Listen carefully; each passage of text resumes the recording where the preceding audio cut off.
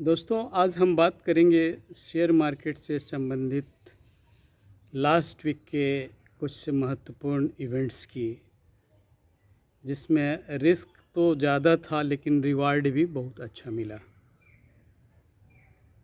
हालांकि overall market पिछला week में मूव तो वन साइडेड बहुत दिया, लेकिन फाइनली वीकेंड पे देखा जाए तो बहुत ज़्यादा वन साइडेड नहीं होकर के ऑलमोस्ट 150 पॉइंट का निगेटिव में क्लोज हुआ।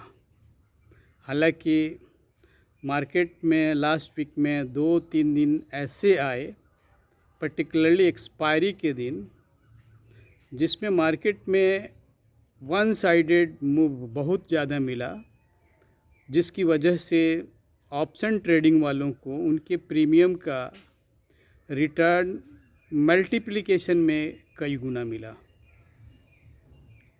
मार्केट की दो स्थिति होती है, एक तो वोलेटाइल मार्केट में जो इंडेक्सेस होते हैं उनका मूवमेंट बहुत ज़्यादा होता है। वोलेटाइल का मतलब हो गया मिनिमम 200-300 पॉइंट का निफ्टी में मूव हो, सेंसेक्स में 700-800 पॉइंट का मूव हो, या फिर फ्लैट मार्केट ऑप्शन ट्रेडिंग का केस में बहुत नुकसानदेह होता है। लेकिन लास्ट वीक का एक्सपायरी का 2 दिन जो था, इम्पॉर्टेंट 2 दिन, ट्यूसडे को सेंसेक्स की एक्सपायरी थी और सेंसेक्स के एक्सपायरी के दिन मार्केट बहुत ही वोलेटाइल था।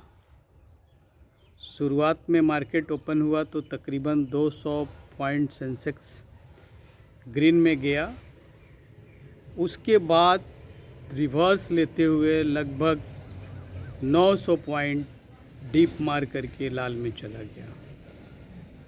ओवरऑल 1100% का सेंसेक्स में मूव हम मान सकते हैं। 200 ग्रीन के बाद 900 पॉइंट लाल होना मतलब 1100 पॉइंट का मूव था।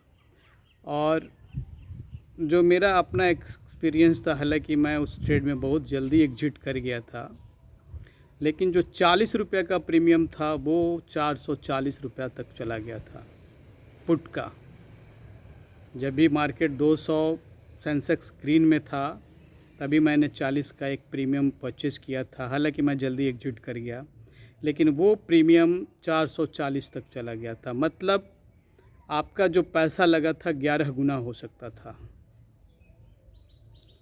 तो वोलेटाइल मार्केट में एक्सपायरी के दिन एक बहुत अच्छा अपॉर्चुनिटी बनता है इन्वेस्टमेंट को मल्टीप्लाई करने का।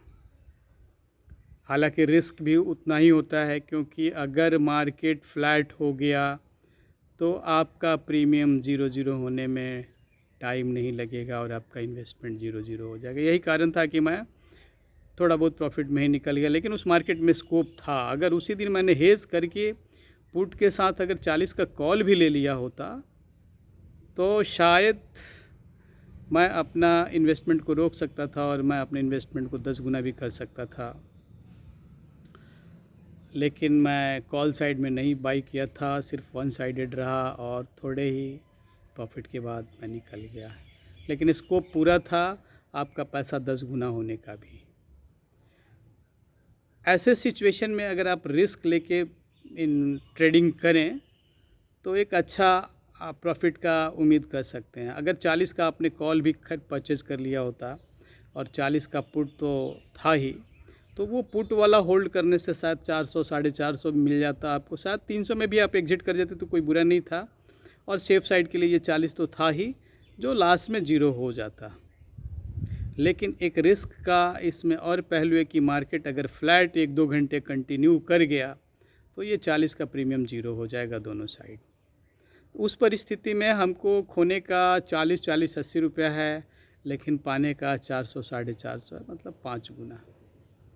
तो वोलेटाइल मार्केट में एक्सपायरी एक बहुत अच्छा रिटर्न का चांस बन सकता है, सब्जेक्ट टू कि मार्केट वोलेटाइल हो।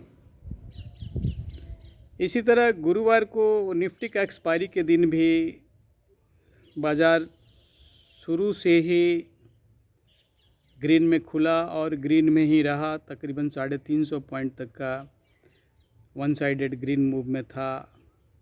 लास्ट में 2-2:30 बजे शार्प डिक्लाइन के साथ तकरीबन वो 250 पे आ गया, मतलब 250 पॉइंट की निफ्टी में गिरावट आ गई। चूँकि शार्प डिक्लाइन हुआ तो उसमें भी जो ऑप्शंस के प्रीमियम थे उनका प्राइस बहुत ज़्यादा वोलेटाइल होकर के फ्लक्चुएट किया।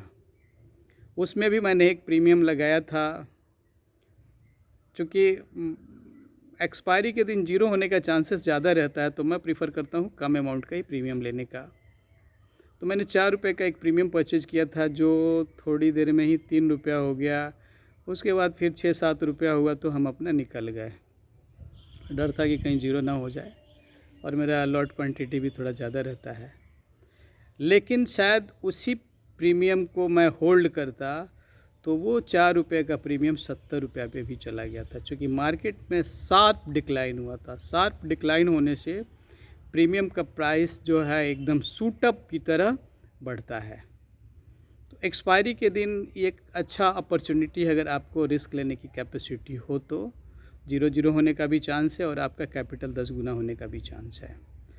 तब है कि थोड़ा सा अपने को इन्वेस्टमेंट के साथ साथ कैंडल चार्ट वगैरह को भी वॉच करना होगा, देखते रहना होगा कि हाँ आपने जो प्लान किया है, ट्रेड प्लान किया है, अगर उसका अकॉर्डिंगली कैंडल चार्ट मूव ले रहा है तो कंटिन्यू कीजिए, और उसका अगेंस्ट कैंडल चार्ट ले रहा है तो जितना जल्दी हो जाए एग्जिट कर लीजिए। एक सर्टेन पॉइंट का अपना टारगेट रखिए और एग्जिट कर जाइए, क्योंकि उस दिन 0-0 होने का भी चांसेस बहुत रहता है। नेक्स्ट वीडियो में हम कुछ और चीज़ें शेयर करेंगे। Thank you.